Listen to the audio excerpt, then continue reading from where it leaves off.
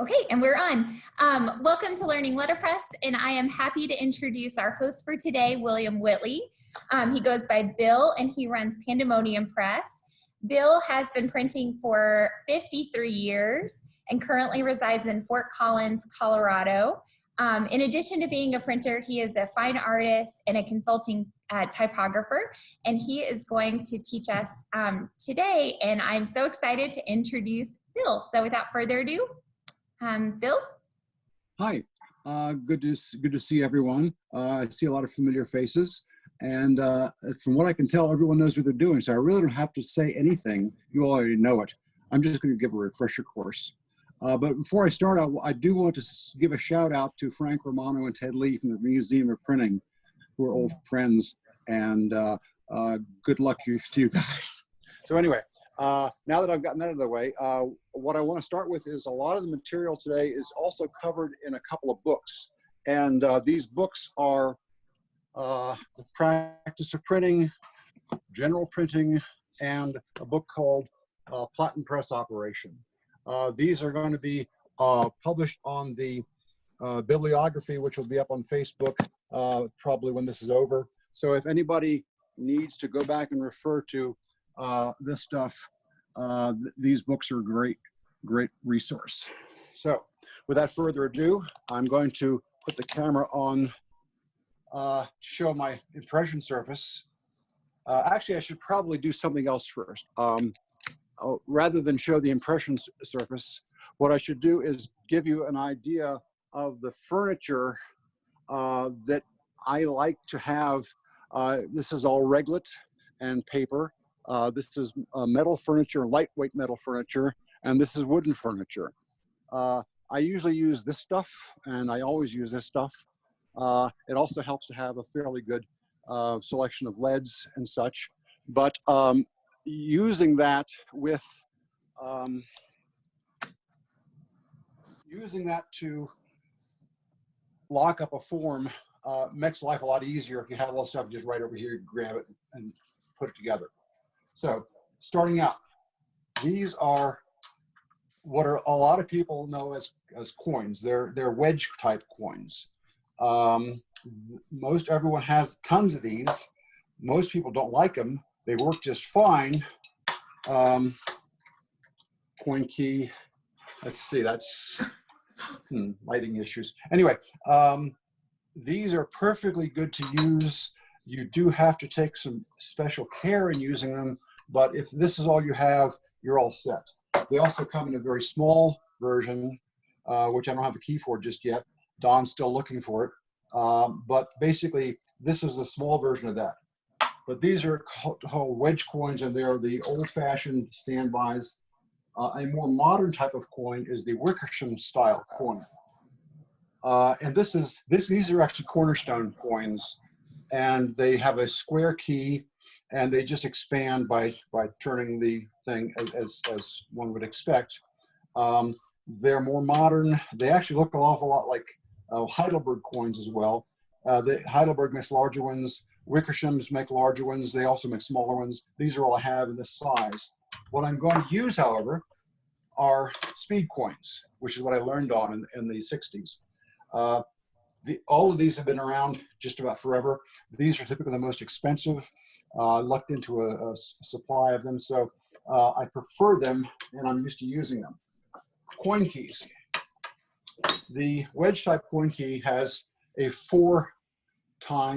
basically has 4 lugs. The Wickersham type has a square drive. The speed coin has a 5-lug setup, so you can't use one key with another type of coin. Coin keys also come in like, this is a coin key for on press. If you find you need to tighten a coin on the press, God forbid, this is what you would use to get it down there and tighten it. So let's talk about chases for a second.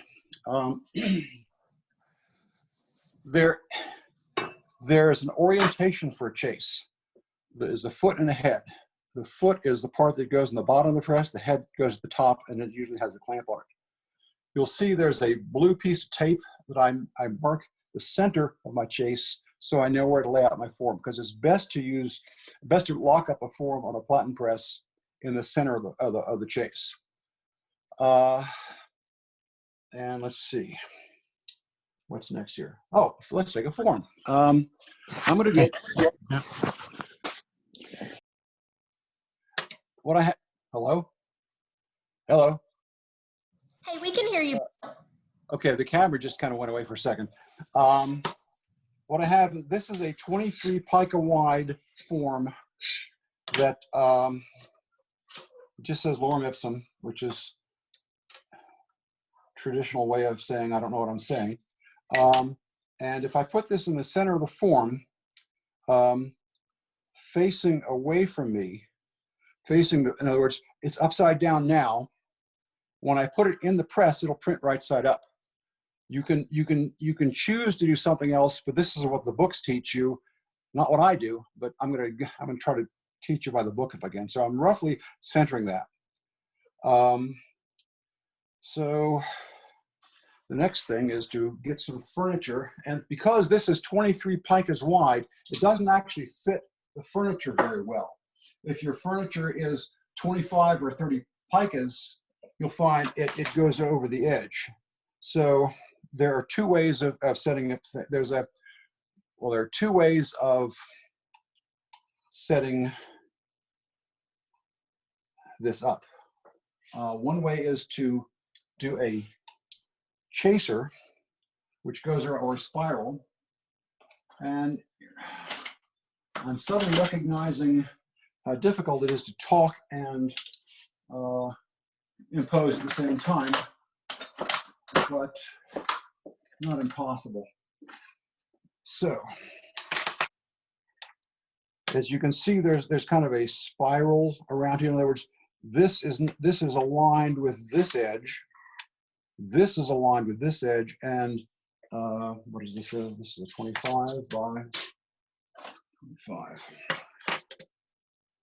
So basically, that's nice and tight, and I have to build from that. I'm going to put this coin key there and this coin key there, because you get a more firm hold if the coins are closer to the form than the edge of the chase. Let's see, this is going to be 17 picas, 12 picas. I'm not centered, so oops, I take it back. That's 7, it's 18, 16. Okay, that's roughly centered. I forgot about that part. So I need to fill this in. This is going to be, it's 17 picas, so that's going to be 10 plus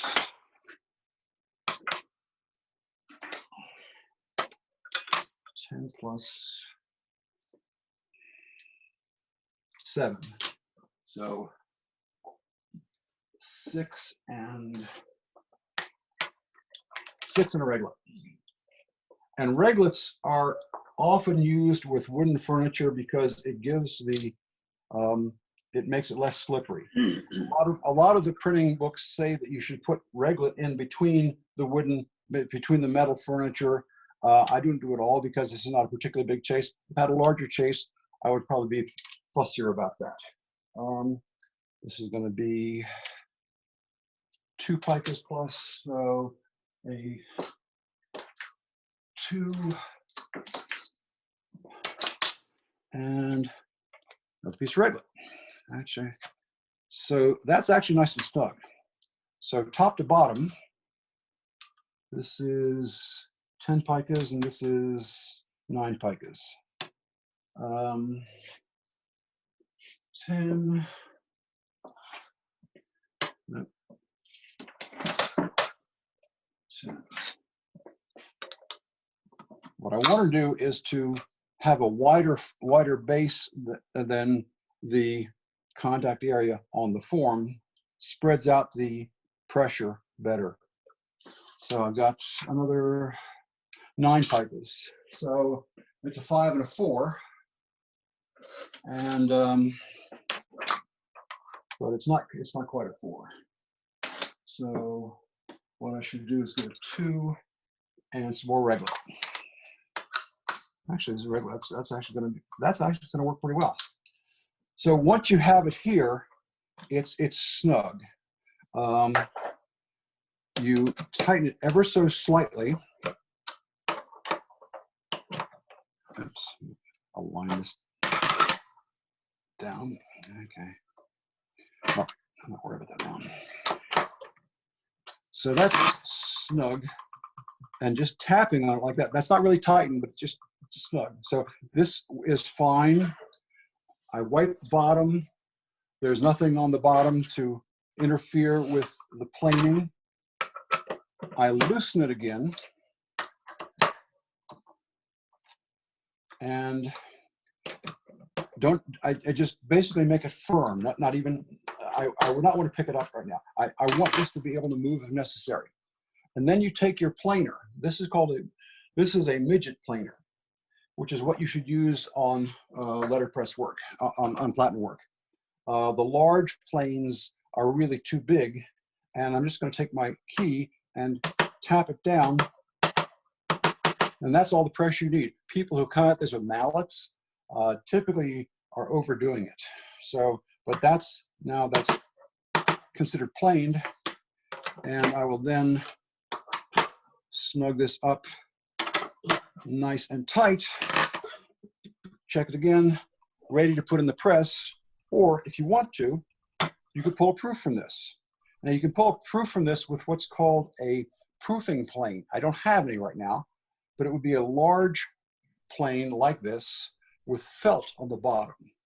You ink your form, put a piece of paper over it, put the proofing plane down on it, hit it with the coin key again, pull the paper back. That's how you would get a proof like that. That is one way of doing it. Yes. May I ask, can you talk for a second about the importance of the work surface that you're working on? I noticed that when you picked it up, you kind of made sure it was tidy, but what do you prefer your work surface to be like? This is a steel plate. It's not as flat as a lot of people would like. And frankly, I would like it if it were a little flatter. It's flat enough for what I do.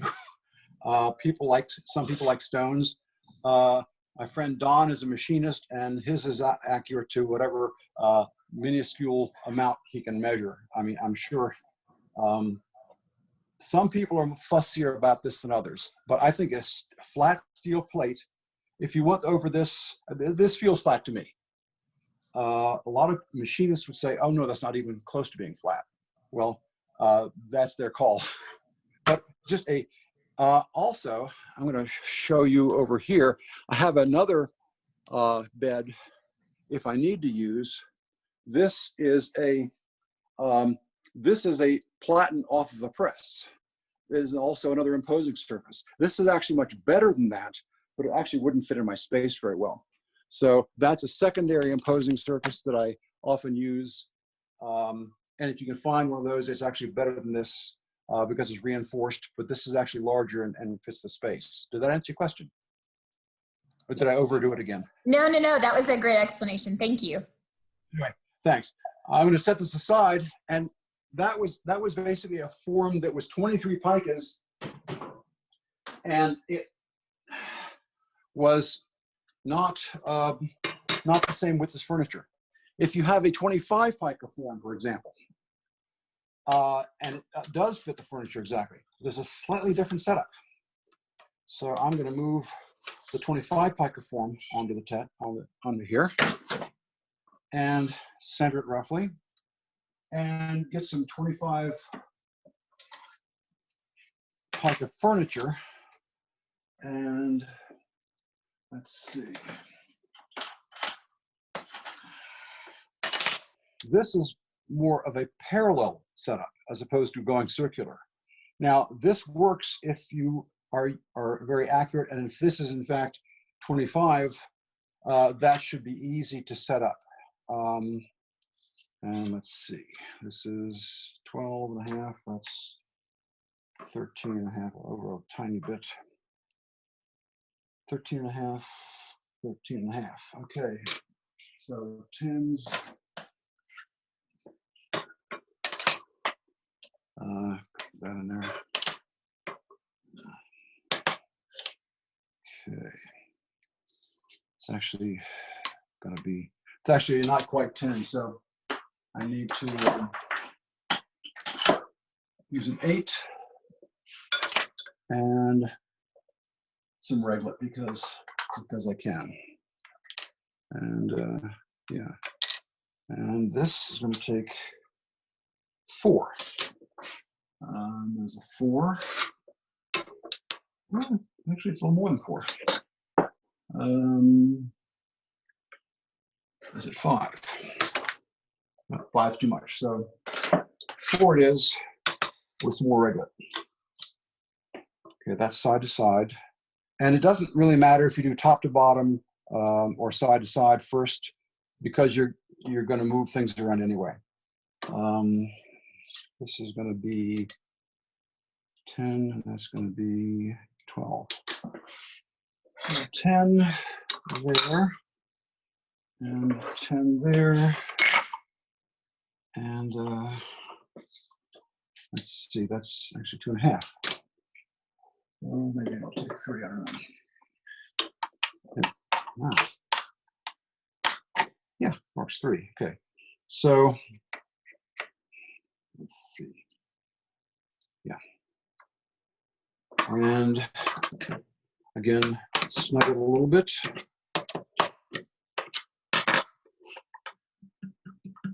It's good. Loosen it.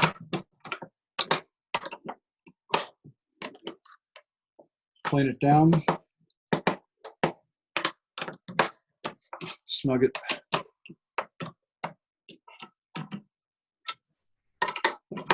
Tight. That's ready to go and press. Or proof, whichever. So Bill, it looks like the first time you tighten your coin, it's to make sure that kind of everything is holding nice and firm. And then the second time is to actually set it. Yes, the first time, and I'll because that's so important, thank you for bringing that up. I will go through it again, because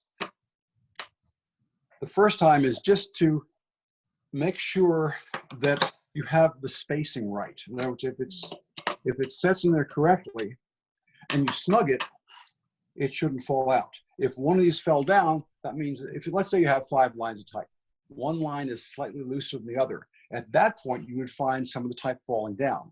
This is why you only raise it a little bit. You don't want it to fall out completely, because when you set it down, you break the type or do bad things. But this is to make sure that the spacing is correct.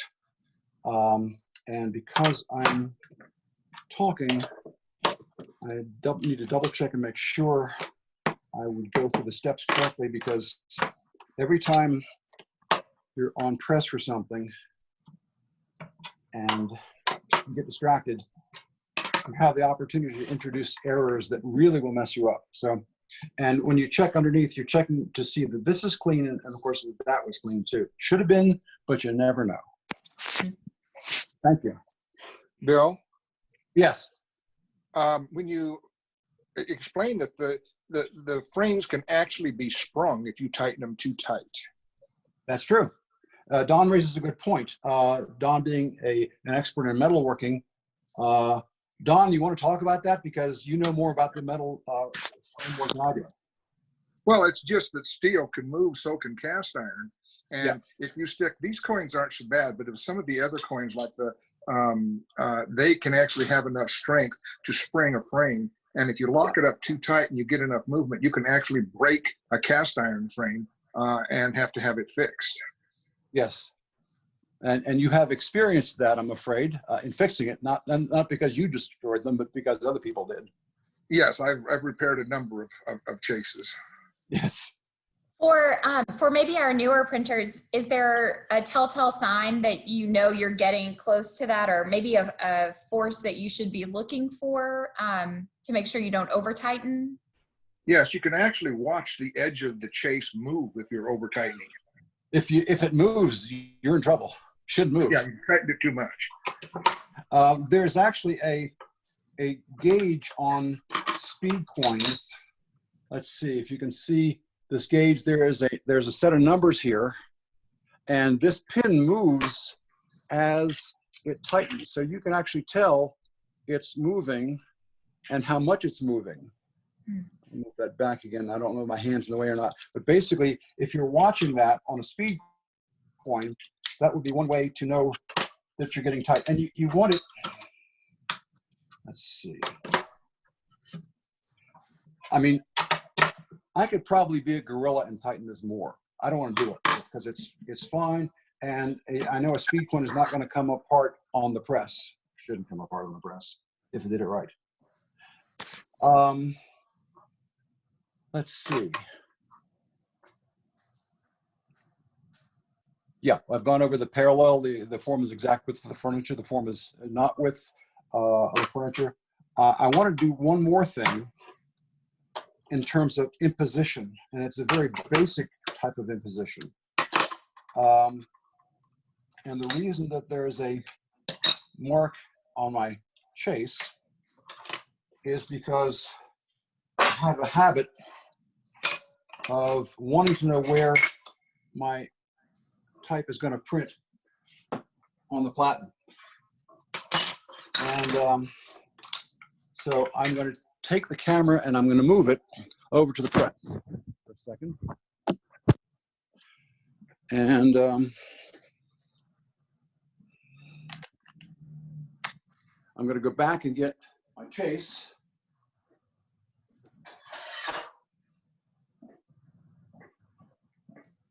And I'm going to put the chase in the press. And I can't see what you're seeing, but Dory, I'm going to let you tell me if you can see what's going on.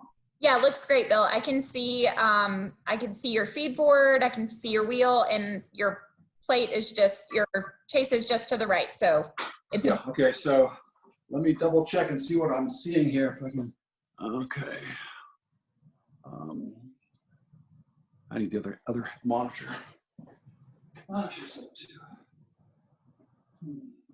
Okay, I think you can see enough. What I'm going to do is to measure from the bottom of the inside of the chase to the top of the bale. And there's a reason for that. Basically, if I look at this, that's 9 inches. So I have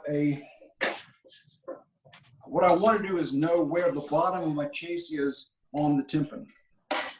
So I measure down, I'm not even sure you can see this, but I measure down 9 inches from the top of the bale where I just measured.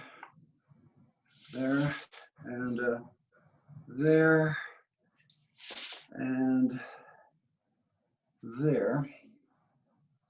And if I draw a line across,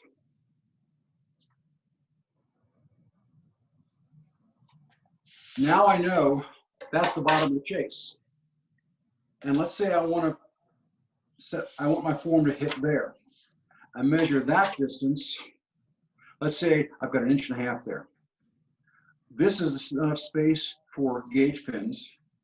But if I put my form, or put the printing part of my form 1.5 inches from the bottom of the chase, this is where it'll print. Let's go back to the makeup table again.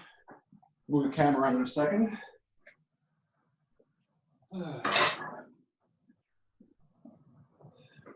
Really should have hired a second cameraman. Dory, you're not paying me enough. Okay. Sorry about the, okay. There we go. Okay. All right.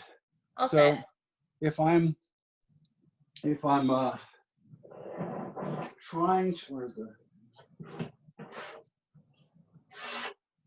if I want this is the bottom of the chase, so 1.5 inches up. Let's see, where is this?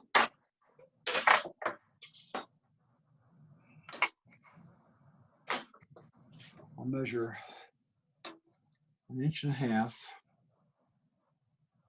So my baseline of my type is now 1.5 inches from the bottom of the chase. If I set this up accordingly and lock this up like this, I know exactly where it's going to print on the Platen.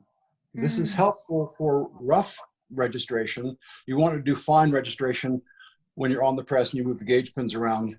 but this is one of the reasons you want to know where the center of it is and also how high you want to be. Now, 1.5 inches really doesn't look like a lot. It really should probably be more. So I chose 1.5 inches unwisely.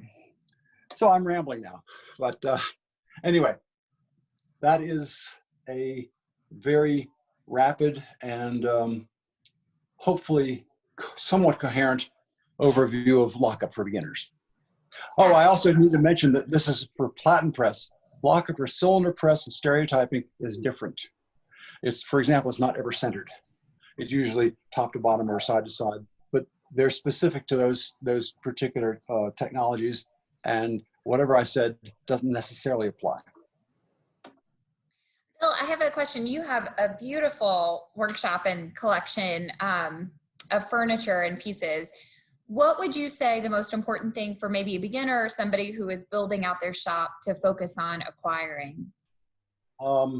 A set of furniture that is precisely measured. In other words, if you have all different random pieces, you need to organize them and know what sizes they are. Because I reached over here and I was grabbing 10s and 14, I said 10s and 4s, or whatever, because I want to know what goes in here, and I usually work it out in my head when I'm talking about it. I usually work it on my head as to what piece I get next.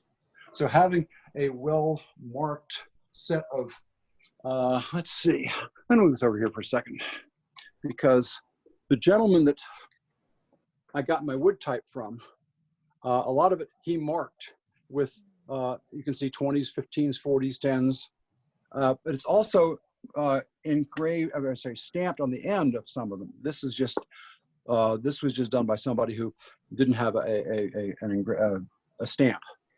This stuff, there's a 50, a 40, a 30, and of course up top you see 2, 3, 4, 5, 6 picas, 8, and 10.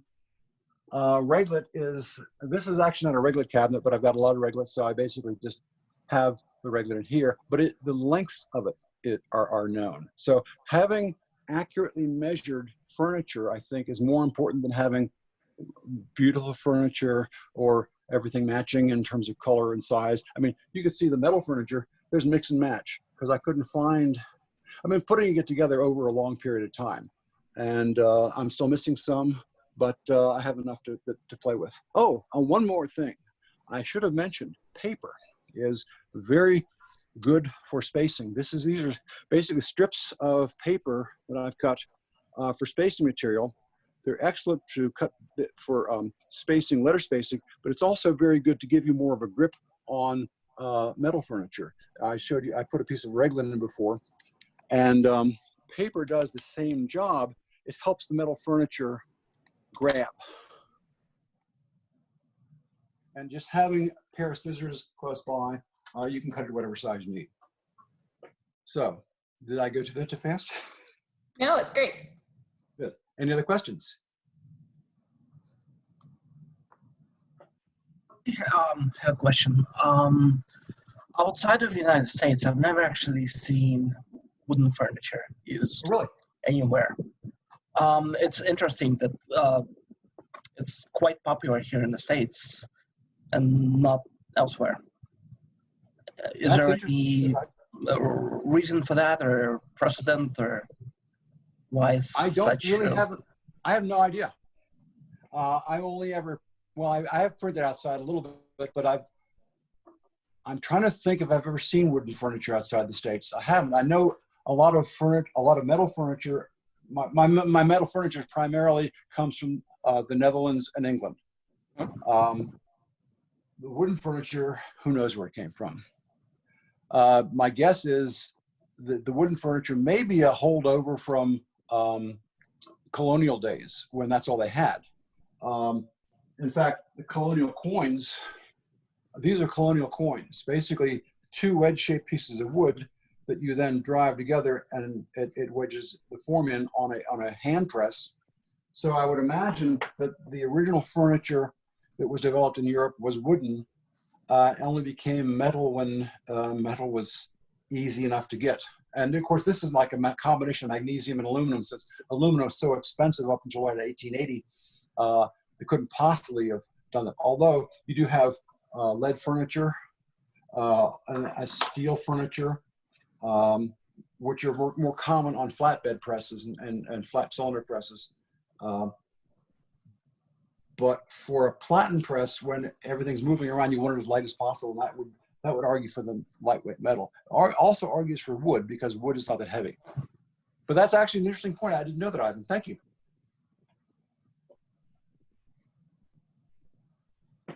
Next.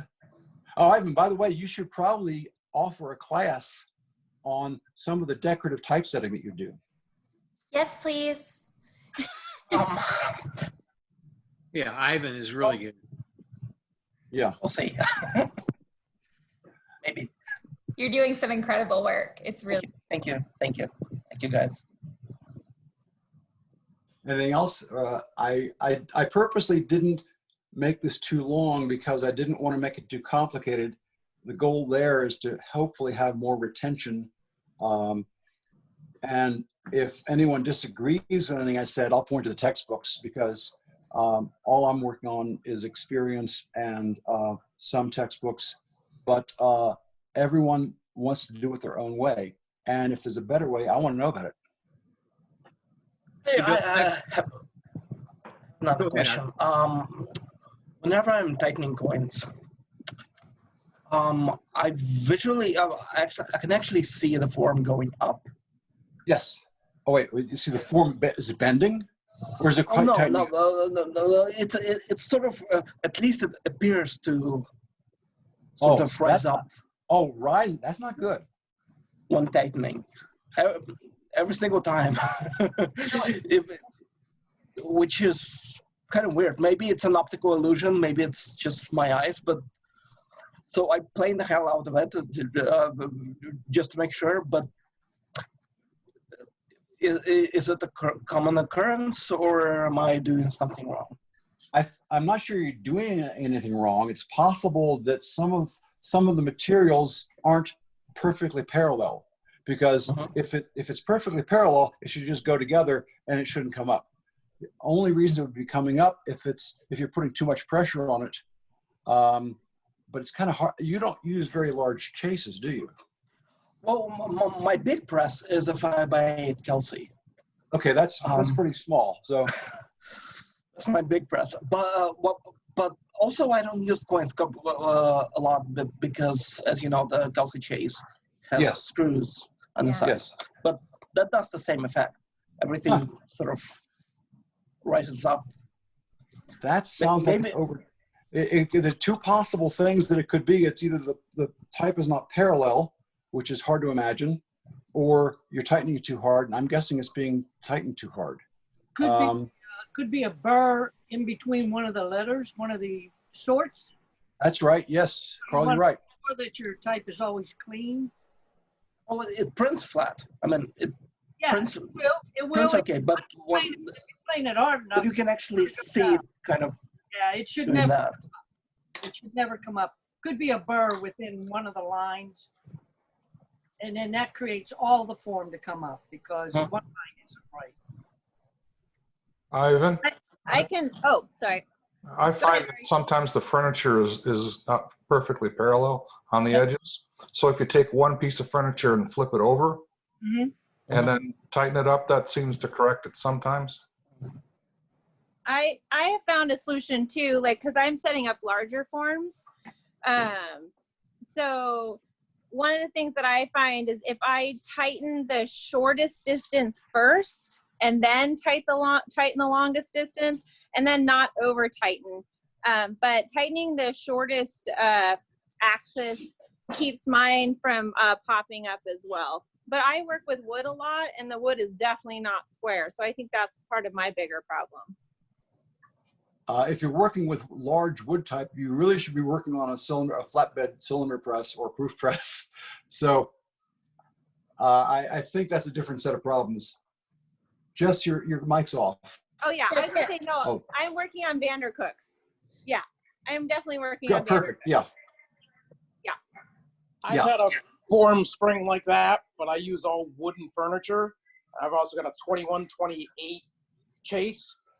And the solution I found to keep it from springing is actually to use a 60 pica long 10 pica wide piece of furniture, and you guys will hate this, but I turn it perpendicular so it fills most of the space in the one piece. And this is what I'm doing, probably a piece about the size you have in your chase there, Bill, in a 21-28, where I have so much wood furniture, any pressure on it causes it to spring. So I actually take a longer piece and turn it perpendicular to fill up as much of the space as possible. I'm so glad to hear you say that, Lemmy, because I've been working mostly with wood furniture just because that's what's accessible to me right now. I haven't had a whole lot of time to build up my collection. And I noticed that the longer pieces that I could use of furniture, the less movement I have in general. And I think it might be the same concept, just kind of putting out that pressure over a slightly wider area, I guess, is helpful. But I also really like Bill's suggestion, using maybe a piece of paper to help with that slipping. There are some alternatives for flatbed presses that really aren't an option for Platens. This is challenge high-speed furniture. Basically, you can see they're all toothed, so I can set this to that width, and it's gonna compress just fine. It's large furniture to take up a lot of space on a flatbed press. This is another type of furniture that works on flatbed presses, and it's basically these are for proof presses. It makes the make ready faster. You can lay out, you can impose it faster especially if you're imposing on the bed of the proof press, which I like to do. It's handy to have some of these. Now, this tightens with something I don't have here, but you basically put something in here and then twist this and it tightens. But there's also something called mammoth furniture, which is really, really big furniture that you put in to take up a lot of the space in your proof press. These both will be very parallel and shouldn't bind or push up. Wooden furniture, if you like, I forget exactly who said it, forgive me, but if you put enough wooden furniture, yeah, it is going to tend to work its way up if you're not careful. Yeah, there's that. Bill, I'm sorry, did you say the name of the object on I think it's your right side? This? Yes. Well, this is basically expanding furniture. Well, this is expandable furniture. This is what this is. Okay. And this is challenge high-speed furniture. There's also something called mammoth furniture, which I'll go get one in a second.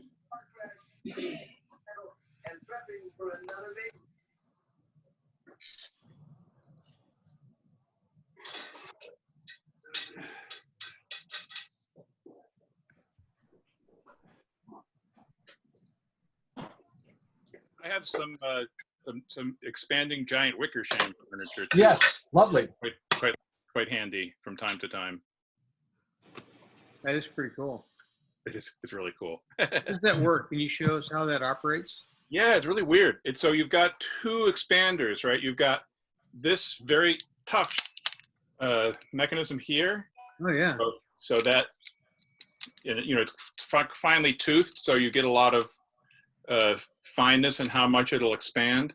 Are those half pica increments? I'm not sure. And then you have the sort of the standard Wickersham keyhole here. And this actually, I've got this in two sizes. So there's the big ones and the slightly smaller ones. Wow.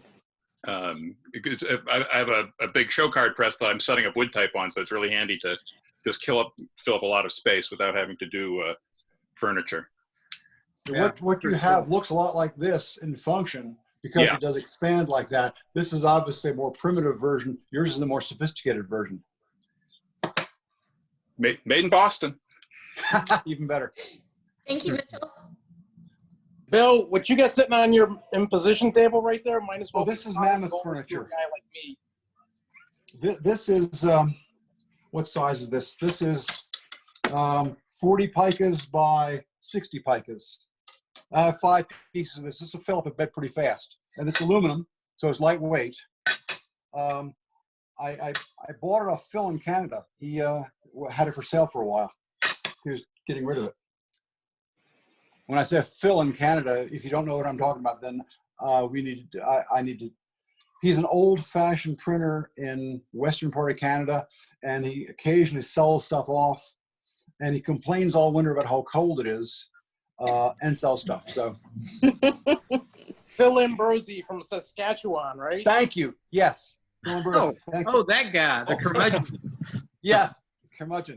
Yeah, the old curmudgeon. He's great. I like to hear from him. Yeah. So again, if you and I find Contemporary Canadian.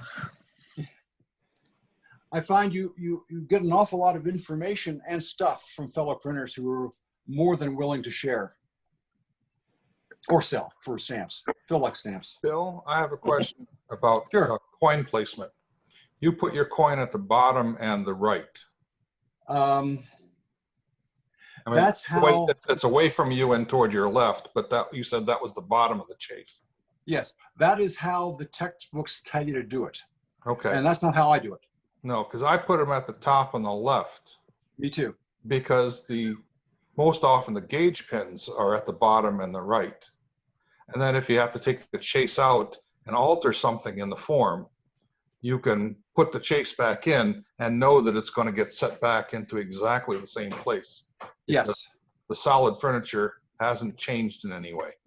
Well, this gets back to individual habits, and both practice of printing and general printing say to set it up like I did, like I showed you. And the reason I did that was I wanted to be consistent with the textbooks, but I do it exactly like you do and backwards from what books say, because that was how I was taught commercially. I got my start in a small commercial shop in Winchester, Virginia, and they put me on the 8x12 C&P because I was the new guy, and I loved it. It was great. Nobody else wanted to use it. It was a treadle press. So, but anyway, I digress. That I think you raise a good point that whatever works for you, providing it continues to work. Yeah, my press is also an 8x12 C&P with a treadle. Yes. Oh, that's the case. Okay, we're show and tell time. My friend Don, who's also in this conversation, is an enabler, and he basically helped me put a second flywheel on my press. So that gives it an awful lot more inertia once it's treadle up to power. Again, sometimes printers help people, sometimes they get them in trouble. Is that a 10x15? And that was 8x12. Oh, Phil, I Double want to know. flywheel on an 8x12. I'm sorry, pardon? You have a double flywheel on an 8x12? Yes. Okay. It'll go, and I've actually measured it. It goes like 2 more revolutions than it would have otherwise. It's the old more power theory.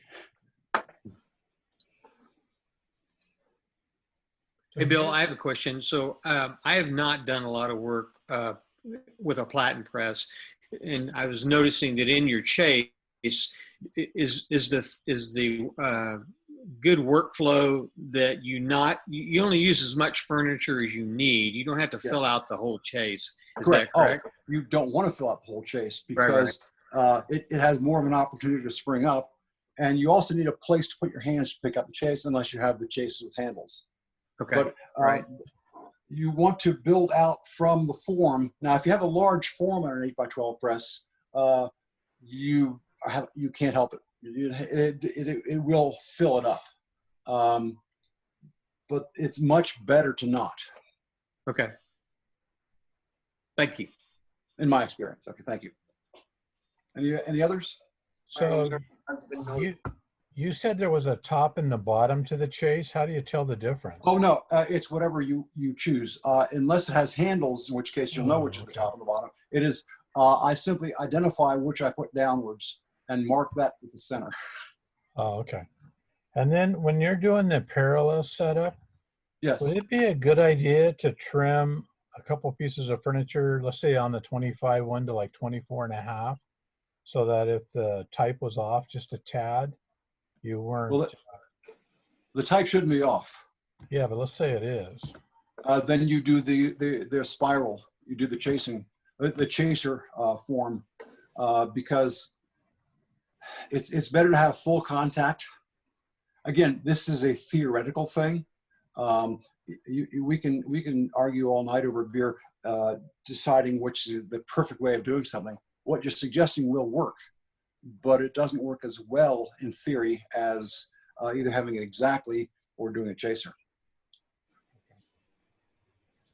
And if it works for you, I'm not going to argue. No, I haven't tried it yet. I was just curious. Well, and it's funny because I do have some 24-point furniture. That's for 24 pica.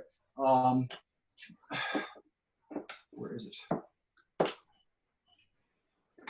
But anyway, I have some in my 25 pica slot.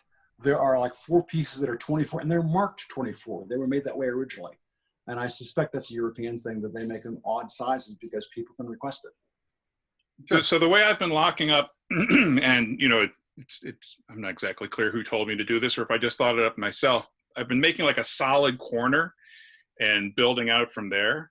I happen to be in the shop, so it looks like, I don't know if you can see. Ah, that looks good. Ooh. I mean, is that wrong? That's scary. Or? That's Well, really good. it goes against what the textbooks say to do, but if it works for you, I'm not going to criticize it. Now, it looks like that's wood, so it's not going to be horribly heavy. If that were steel, it would be very heavy. Oh yeah, for sure. Yeah, no, it's not. I mean, it's not. It's reasonably light. I mean, and you know, there's not much, and you know, this is all wood, pretty much type right here now. So. And as long as you have a place to put your fingers through and lift it, it should be okay. Again, if you were in high school taking a shop course in printing, they would fail you. I'm not doing that. If this works for you, go ahead. I was in orchestra in high school. Okay. Well, they didn't teach printing in high school. Mitchell, what's the theory behind that setup rather than one that Bill showed us?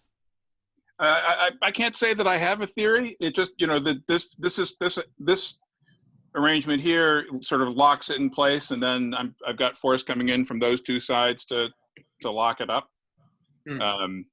But you know, I have to say I haven't read a lot of the books. Mostly, I've just people just yell at me once in a while and tell me I'm doing it wrong.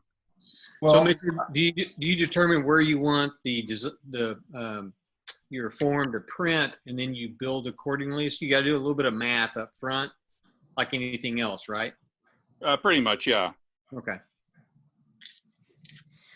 I like that. That looks good. I wonder if the idea is that will keep the chase from bowing more because you've got more furniture filling longer distances of the edge. On my 21-28 chase, that thing can bow almost a ½ an inch because it's steel and there's such thin bars. Wow. Yeah, that's a lot. What's a 21 by 28 going to go into? Heidelberg cylinder. Okay. So it's a flatbed. Yes. Okay. Yeah. So that's going to be resting on something. You're not having to pick it up. So I don't feel quite so worried. Because what you don't want is have it springing out in the middle of a Platen press. Yeah, but got to get it from the stone to the bed. Yeah. You're a braver man than I am. Bill, I hate to ask you to go back, but I think we lost you earlier when you were saying one of the pieces of furniture might be easier to cut. Would you mind showing us one more? This is a type of furniture called cornerstone furniture, made in England, and it's basically it's different than this stuff, which if you cut it, you could only cut this there or there really and have it work. This you could cut anywhere along the length. So this would be easier to cut, but you'd always have a piece. Actually, you'd have a small piece and a big piece, but you'd have 2 pieces that didn't match the rest. Mm-hmm. And for repeatability and predictability, I find it's easier to have known mathematical quantities and then lay out accordingly. But if you had to cut something, it'd be something like this or wooden. In fact, cutting wooden furniture would be trivial. as long as you can get a good parallel cut. And that's the urgent part, because if it's not parallel, it's going to want to spring up. Do you utilize a printer saw or a hammer glider or anything in your shop, Bill? I have one, but it's not functional right now because it's got a bad bearing. Don has my next one in his shop. We've got to get around to getting it working and getting it in here. But yeah, but I would only cut lead type with that, or wood type. I don't want to cut furniture with that, although you could. Okay. Okay. And if anybody doesn't know what a printer saw is, they typically don't sell for a whole lot. They're wicked heavy, and they are very accurate because there's usually a dial gauge that you can get it like, you can increase, you can move things a point at a time. It's just amazingly accurate saw for printing. That's great. Are there any other questions for Bill today? I had one about the high-speed coins. Not necessarily Bill, just anybody who might know it. So you'd indicated that there's those marks on the high-speed coins, and I made the assumption that those are for micro adjustments. So I've done a few times where I lock them up on each side of the form, and then if I've got to move the form just a hair to get a color to register, I can do it by the numbers on the two coins. When I move this, and I'm looking at the number, it looks like it's points. The 2 looks like 2 points. The 10 looks roughly like a 10 point. So I'm going to guess that these numbers, which you might be able to see or not, I'm guessing that it's the number of points that is increasing it. I've never thought about that before because I've always done it intuitively. But looking at this, yeah, that's 10 points.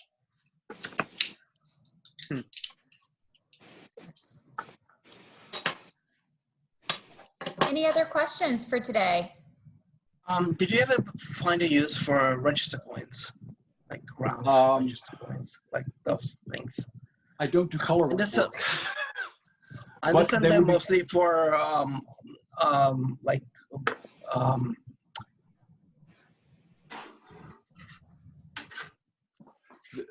these are what you're talking about, right? For halftones, mostly for fine adjustments to make the halftones work. They will be very good for registering anything if you're used to using them. I usually get enough registration with the way I set up, but if you're in production work, and these, you're right, these are for halftones to get register on 2 axes. But I don't use them. Maybe I should. I just found a whole box of those I didn't know I have, and now I need to learn how to use them. Yes. Yes. Excellent. My question is, are you supposed to turn them in parallel at the same time from both ends, or one end at a time and then the other end to? You typically have 2 on the top and 2 on the side that you can move it in 2 different directions. I'm going to have to look that up, because it makes more sense to have them on both sides, and otherwise it wouldn't work. Otherwise it wouldn't work. But then how do you dial them in? I mean, do you do it parallel on both sides, or well, there are 4 holes in here. I could count the number of times I'm rotating it. I'm sure you can make up a metric. I don't know, quite frankly. But it's something I'm sure there's a textbook on somewhere. I haven't found one yet. Well, the math of it would, the math item would require that you turn them in such that the plate or whatever it is that you're printing is got to do. You're wanting it to rotate like this, right? Yes. And so it would require both opposite coins to be turned at the same time in order for you to get that. I'm not sure you're doing it like that. You may be doing it like that or like that. You could do it like that if you needed to, but it strikes me that this is easier than that. Yeah, I think the idea is it's for both. It'll nudge it and it'll skew it. Yeah. And I don't think you want to skew it unless you have to. But if you needed to, you could do it. Your form should be locked square, but stuff happens. Yeah. Yeah. Or you may artistically want it to rotate a little bit. I don't know why, but you could certainly use those coins. If you're trying to reproduce 1950s era comic books and have their color register slightly off, yes, that would be great for it. Yeah, but with halftones, a lot of times those plates were cut by hand after they were made. Yeah.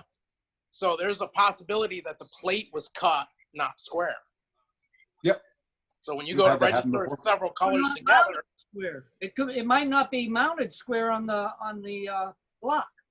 Yep. So you might have to skew it. Yep. Right.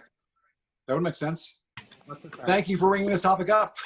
These come in really handy with photo engravings too. If you're cutting them apart by yourself and you're not exactly certain that you're cutting it square each time, or the photo engraver doesn't put it square on the plate they send you. All right. I've always used them in opposing pairs, but then loosened one and tightened the other. Otherwise, it just didn't seem to work very well. Yeah, that makes sense. You want to give a class list? Ideally, Ari, you'd have 8 of them, right? To That's make a correct. They were sold in sets of 12. Oh, okay. Yeah, I've got a crap load of them. Oh, if you want to sell a couple of them, I only have 6 in my set, and I would love to have 2 more. Actually made a custom box for them. Yeah, you did. Great. Nice. They did Can't different quite sizes. see your hands. What was that, Dory? I was telling Bill we can't quite see his hands. I'm looking at. What I have is 2 sets. I have a set of thin ones and a set of thick ones. So I was looking to see if I had spares. I have 2 complete sets, but of different sizes. So I'm afraid I don't have any spares. Otherwise, I would part with some. Sure. And I don't know why. There's I'm guessing the small ones are for tighter forms. But again, as you can see, one is about twice the height of the other one. Huh. And I've got to clean them up. I've got these. I've got 4 of these, and I have no actual use for them. If someone could make more use of them. There we go. That's exactly what he's looking for. Yeah. For sure. Yeah, I've got 4 that just I just happen to have. They came in with some other stuff, so I'd happily swap them out for something or whatever. Oh, sure. Mitchell and Tony, I can help you. Letterpress show and tell. Yes. Yeah. Oh, absolutely. Yeah, Dory can connect us after the. I'll connect you guys after. Yeah. No. Or you should host a Letterpress. yeah. Yeah, the online, the big swap. Yeah. Hey, We're talking about Bit of lockup. a challenge over Zoom. Hey, for those of you who haven't seen any of Ivan's work, this is some of the brilliance that he does. Yes. Really good stuff. And Ivan's challenge is creating beautiful things with a very small press and very small things. But the level of finesse that he's able to squeeze into these things is amazing, which is why he needs to teach class. We'll talk, Ivan. We'll talk. Also, the main thing is using very small space, because my entire print shop is a corner of a bedroom, essentially. Understandable. Hey, Nora, I'm going to mute you. Which is why all of my stuff is basically in small boxes and things, because I don't have any space. I wish I could have the space to house up all those wonderful furniture bits, nicely organized, except all I can do is stuff them in boxes as tightly as they can go in very small spaces. So it's, yes, I'm spatially challenged. Spatial.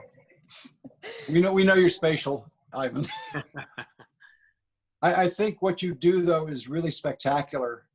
And you really are the perfect person to teach beginner printers, because a lot of people start out with small presses.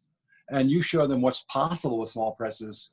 you know, stuff I wouldn't even try to accomplish. So, yeah. Yeah, There's, I agree. there are niches. Signing up story. Yeah. I'll work on it, I promise. Well, guys, this has been such a lovely conversation. Thank you so much. Do we have any last questions for Bill that you'd like to ask in this forum? Okay, well, with that, I think we'll go ahead and wrap our class up. Thank you so much, Bill. It's truly been You're very welcome. some time with you. And we really appreciate you sharing all of your knowledge with us. And thank you for also guiding such a robust conversation. This is exactly what I was hoping for out of these Zoom talks, and you really made that possible. So thank you. I think it's not me. I think it's the group that signed in for this, because quite frankly, my part of it is just, I'm sitting back and smiling and saying, oh yeah. That's great. Yes, that is great. Thank you. The interaction has been lovely. So. And thank you for organizing this. Yeah, thanks Dory too. And Bill. You got it, guys. Yeah. Well, it's good to see y'all.